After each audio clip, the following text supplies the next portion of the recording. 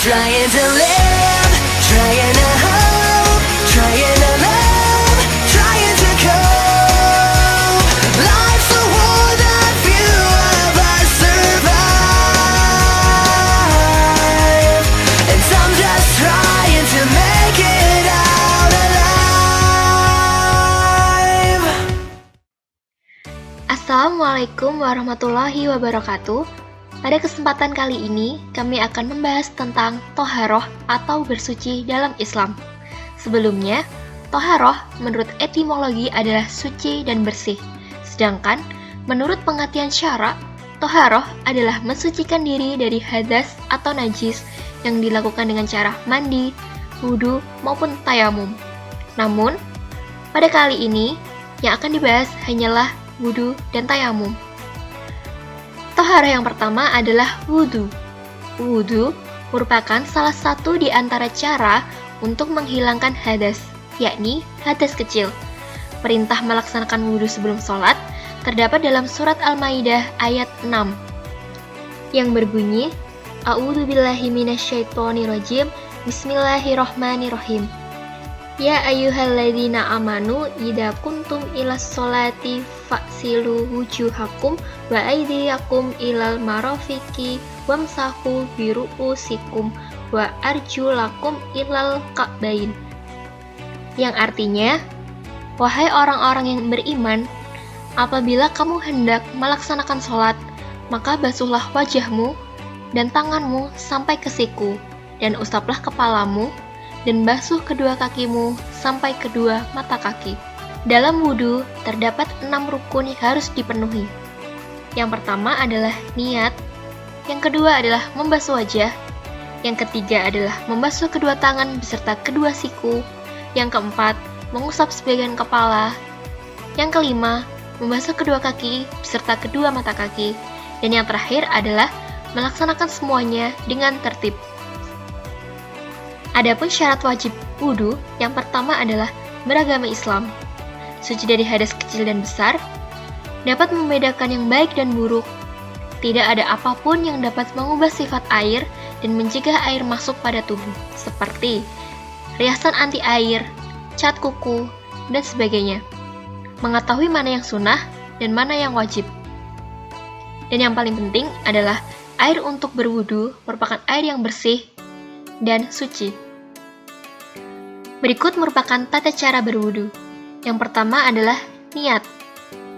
Membaca niat dengan tulus dan kesungguhan hati.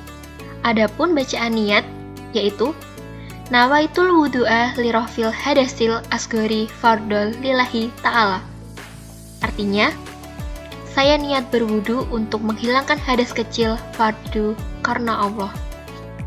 Langkah kedua adalah membaca basmalah sembari membasuh tangan.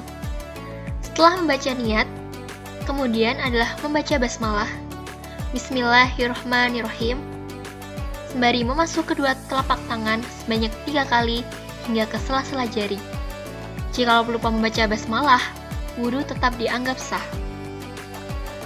Langkah yang ketiga adalah berkumur-kumur. Berkumur-kumur sebanyak 3 kali, memutar air dalam rongga mulut untuk membersihkan gigi dari sisa makanan dan mengeluarkannya. Langkah yang keempat adalah membersihkan lubang hidung. Membersihkan lubang hidung sebanyak 3 kali untuk mengeluarkan kotoran di dalamnya. Disunahkan dengan cara menghirup air, kemudian mengeluarkannya dan dipencet hidungnya. Langkah yang kelima adalah membilas seluruh wajah. Membilas seluruh wajah hingga ke garis tepi dekat rambut, mulai dari ujung kepala, tumbuhnya rambut, hingga dagu. Langkah yang keenam adalah mencuci kedua tangan hingga siku. Membilas kedua tangan sebanyak 3 kali, dimulai dari tangan sebelah kanan dahulu, baru dilanjutkan tangan kiri. Langkah yang ketujuh adalah mengusap kepala. Mengusap kepala dari depan hingga ke belakang sebanyak 1 kali. Bukan dicolek-colek sebagian rambut depan saja. Ada yang memperbolehkan dengan cara membasuh kening hingga ujung kening atau sebagian kepala sebanyak 3 kali. Keduanya sama-sama termasuk tata cara wudhu yang benar. Langkah selanjutnya adalah membersihkan kedua telinga. Membersihkan kedua telinga dilakukan secara bersamaan antara kanan dan kiri. Cara membasuhnya Masukkan jari telunjuk ke dalam telinga, kemudian ibu jari mengusapkan kedua daun telinga dari bawah ke arah atas sebanyak 3 kali. Tata cara wudhu selanjutnya ialah membasuh kedua kaki hingga di atas mata kaki sebanyak 3 kali. Dimulai dari kaki bagian kanan, kemudian diikuti oleh kaki bagian kiri. Langkah wudhu yang terakhir adalah membaca doa. Setelah seluruh proses wudhu dari awal niat hingga akhir sudah selesai, disunahkan membaca doa. Sebaiknya menghadap ke arah kiblat dan mengangkat kedua tangan, membaca dengan tenang dan khusyuk. Adapun doanya adalah Asyhadu alla ilaha illallah wahdahu la syarikalah wa asyhadu anna Muhammadan abduhu wa rasuluh. Allahumma ja'alni minat tawwabina wa ja'alni minal mutatahhirin wa ja'alni min ibadikas sholihin. Yang artinya, aku bersaksi bahwa tiada Tuhan selain Allah, tiada sekutu baginya, dan aku bersaksi bahwa Nabi Muhammad itu hamba dan utusannya. Ya Allah, jadikanlah aku dari golongan orang-orang yang bertaubat, dan jadikanlah aku dari golongan orang-orang yang bersuci, dan jadikanlah aku bagian dari hamba-hambamu yang soleh. Nah, berikutnya kita akan ngejelasin tentang hal yang membatalkan wudhu. Apa aja sih hal yang membatalkan wudhu? Nah, di sini ada 5 hal yang dapat membatalkan wudhu. Yang pertama yaitu mengeluarkan sesuatu dari 2 lubang kemaluan, seperti kentut, buang air besar, dan kencing. Yang kedua, hilang akal seperti karena gila, tertidur, pingsan, dan mabuk.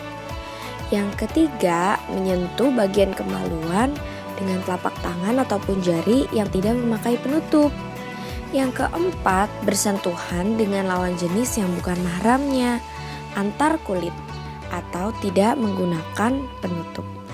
Yang kelima adalah memakan daging-dagingan, babat, hati, lemak, ataupun ginjal. Hal tersebut merupakan hal yang dapat membatalkan wudhu. Dan apabila wudhu menjadi batal, kita harus mengambil wudhu kembali.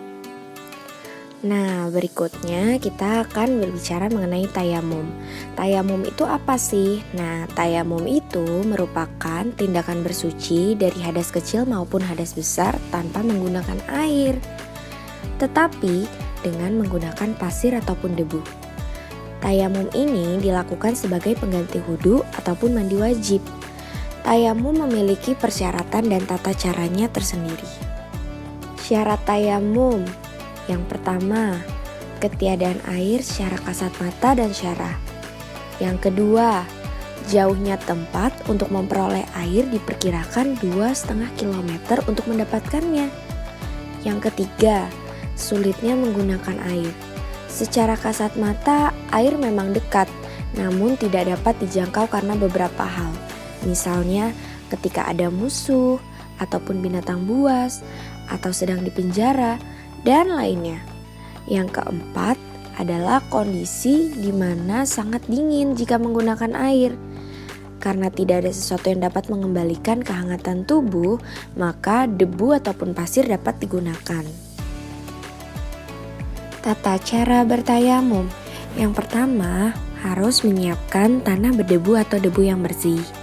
Kedua, menepukkan kedua telapak tangan ke permukaan tanah dengan sekali pukulan. Lalu mengusapkan kedua telapak tangan pada seluruh wajah disertai dengan niat tayamum, baik dalam hati maupun diucapkan dengan suara yang pelan. Setelah itu, menepukkan kembali kedua telapak tangan ke permukaan tanah dengan sekali pukulan. Lalu menyapu punggung telapak tangan kanan dengan tangan kiri dan sebaliknya, sapu punggung telapak kiri dengan tangan kanan. Lalu semua usapan baik saat mengusap punggung telapak tangan dan wajah dilakukan hanya dengan sekali usapan saja. Setelah melakukan tayamum, dianjurkan untuk membaca doa bersuci.